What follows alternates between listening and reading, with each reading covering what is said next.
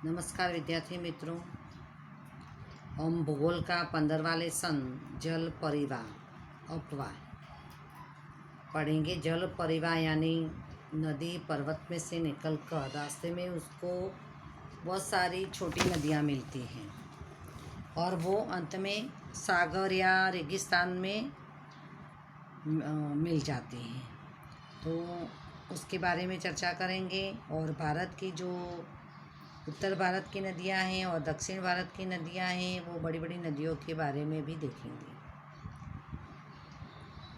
तो किसी भी क्षेत्र की नदी प्रणाली का अध्ययन करने के लिए जल परिवाह शब्द का प्रयोग किया जाता है।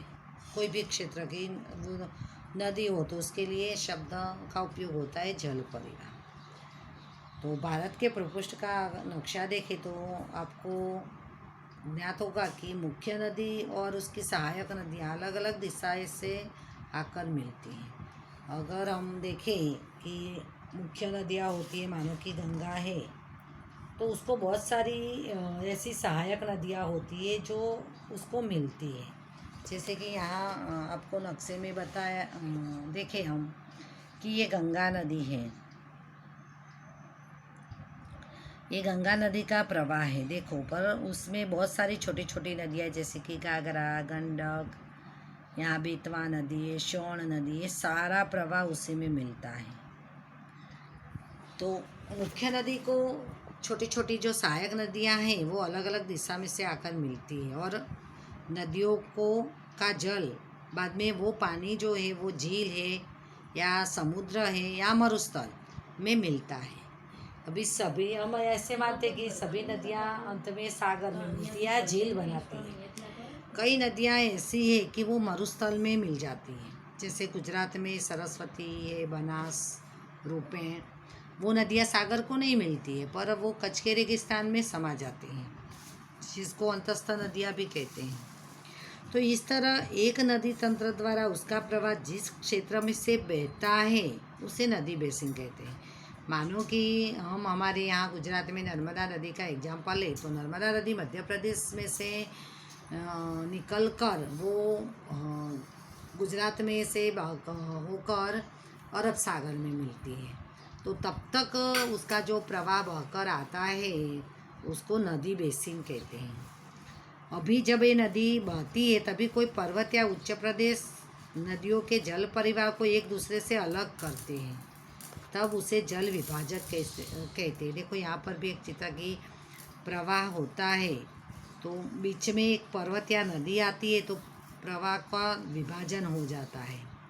तो उसको जो पर्वत उच्च प्रदेश वो पानी का दो विभाग करता है उसको जल विभाजक कहते हैं। अभी हम विश्व की सबसे बड़ी नदी विशाल नदी है तो अमेजोन, और लंबी नदी है तो विश्व की नाइल है। और सबसे विशाल नदी है तो नदी बेसिन अमेजन नदी का है। लंबी नदी में लेंगे तो नाइल आएगी और भारत की सबसे विशाल नदी लेंगे तो गंगा नदी है। याद रखना। अभी भारत का जल परिवाह हम देखेंगे तो भारत के जल परिवाह की रचना भौगोलिक आधार पर की जाती है। तो हमारे भारत की नदियों को दो विभागों में बांटा है। एक तो हिमालय में से निकलने वाली नदियाँ यानी उत्तर भारत की नदियाँ, और दूसरी प्रायद्वीपीय नदियाँ यानी दक्षिण भारत की नदियाँ। तो पहले हम देखेंगे कि प्राकृतिक रचना की विशेषता के कारण भारत की नदियों को दो भागों में विभाजित किया गया। हमारे देश की जो प्राकृतिक रचना है उसके कारण, और इसका कारण हिमालय की नदियाँ और प्रायद्वीपीय नदियों में विशेष अंतर है।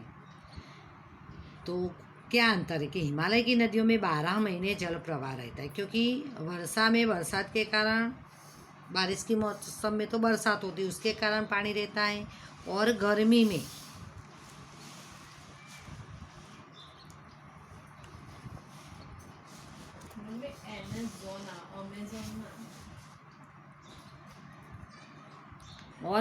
में जो हिमालय के शिखर पर बर्फ़ रहती है वो बर्फ़ पिघलती है, तो उसके कारण गर्मी के मौसम में पिघलते हुए बर्फ़ के पानी से निरंतर पानी बहता रहता है। इसके कारण हिमालय में से निकलने वाली नदियों में 12 मास पानी रहता है, जबकि दक्षिण भारत की नदियाँ में 12 माह पानी नहीं रहता है, बारिश के मौसम में ही पानी रहता है। हिमालय की मुख्य नदियाँ में सिंधु और ब्रह्मपुत्र और इस पर्वतमाला के उत्तरी भाग से निकलती हैं। और हिमालय की नदियाँ अपने उद्भव स्थान से निकलकर समुद्र तक लंबा रास्ता तय करती है, जो हम आगे नक्शे में देखेंगे। अभी हम देखेंगे कि नदी का जो अवस्थाएं हैं, नदी परिवहन, जो नदी पर्वत में से निकलकर समुद्र में मिलती है या रेगिस्तान में समा जाती है या झील बनाती है, तो उनकी 3 अवस्थाएं हैं। तो 3 अवस्था में पहली अवस्था है पर्वतीय प्रदेश की नदी पर्वत में से निकलती है। पर्वतीय प्रदेश ये पहली नदी की अवस्था है। छोटे के क्वेश्चन में आए तो याद रखना आपको ये।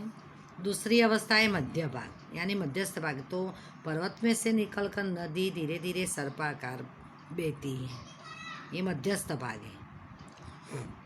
और तीसरा है मैदानी प्रदेश, यानी बाद में मैदानी प्रदेश में वो प्रवेश करती है तो उसका आकार देखो नलाकार झील बनाती है और उसके आकार सरोवर की रचना करती है। और सबसे आगे डेल्टा प्रदेश।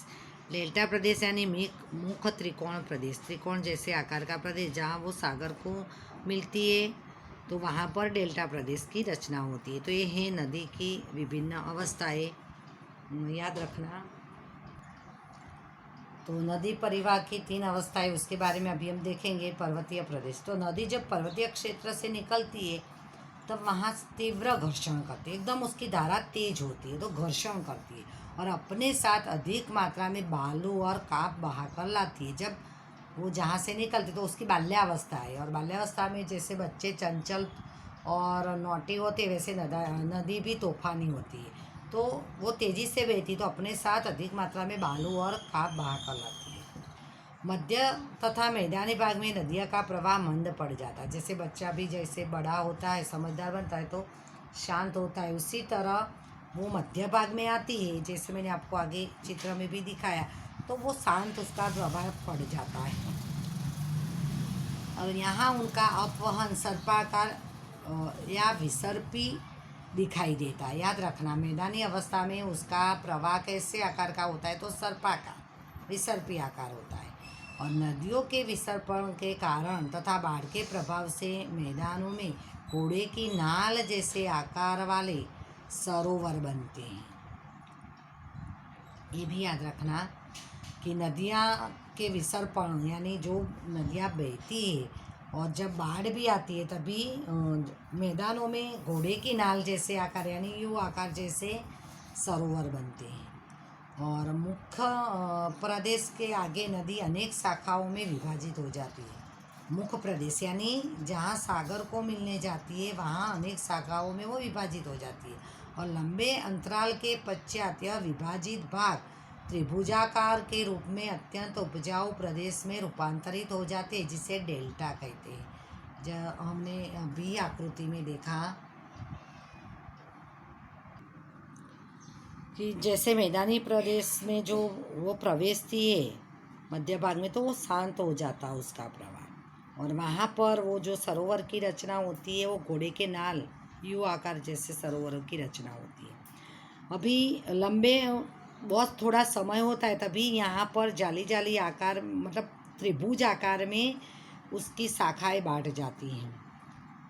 और यहाँ ये डेल्टा प्रदेश जो है त्रिकोण आकार का होता है तो वो उपजाऊ होता है, क्योंकि वहाँ पर वो अपने साथ काफ वगैरह जो लेकर आती हैं तो वो उपजाऊ प्रदेश में रूपांतरित होता है। उसको डेल्टा प्रदेश कहते हैं, जहाँ सागर को मिलने जाती है वो आगे वाला जो त्रिभुजाकार प्रदेश है वो।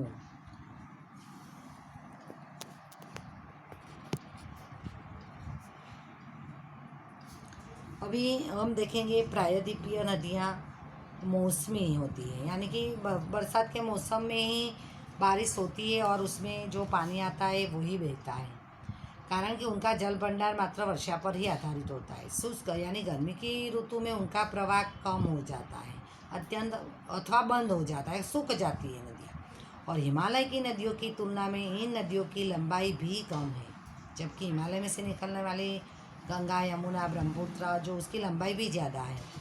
और ये जो दक्षिण भारत की नदियाँ है वो छिछली है, छिछली यानी ज़्यादा ही गहराई नहीं है। भारत की प्राकृतिक रचना तथा पर्वतों के ढलान के कारण अधिकांश प्रायद्वीपीय नदियाँ पश्चिमी घाट से निकलकर पूर्व की तरफ बहती है। जो मैंने नक्शे में आपको पश्चिमी घाट कर्नाटक केरल के अरब सागर की ओर का जो घाट है, तो पश्चिमी घाट से वो निकलती है और पूर्व की तरफ वो बंगाल की खाड़ी में मिलती है।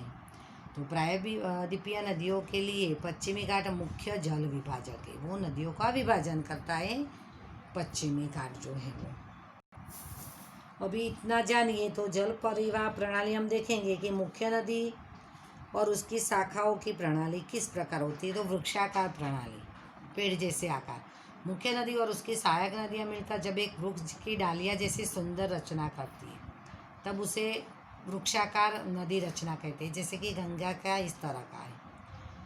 बाद में जालिकावत प्रणाली, तो पर्वतीय प्रदेश में से निकलने वाले झरने पहाड़ी ढलान के कारण एक दूसरे से मिलते हैं। ढाल होता है तो एक दूसरे से, एक झरना दूसरे झरने से मिलते हैं, तभी उसकी रचना जाली आकार की होती है। जैसे कि हिमालय की ढलानों से निकलने वाले अनेक झरने उस प्रकार के। बाद में आयताकार प्रणाली, तो मुख्य नदी और उसकी सहायक नदी एक दूसरे को समकोण पर मिलती है तो उसको आयताकार रचना कहते हैं। और भूमि दरार में से बहने वाली अधिकांश नदियाँ ऐसी रचना वाली होती हैं। तो जैसे कि नर्मदा, उसकी वो समकोण पर मिलती है, इसीलिए उसकी रचना होती है आयताकार। बाद में केंद्र त्यागी जो पर्वताकार प्रणाली है, तो पर्वतीय प्रदेश में एक पर्वत के चारों तरफ झरने निकलकर चारों तरफ नदी की रचना करते हो तो उसे केंद्र त्यागी पर्वताकार नदी रचना कहते हैं। यहाँ पर ये सारे आपको बताए। वृक्षाकार इस प्रकार का है, बाद में आयताकार इस प्रकार का है, केंद्र त्यागी इस प्रकार का है और जालीयकार इस प्रकार का है। ये नदियों का आकार इस प्रकार के अलग अलग होते हैं।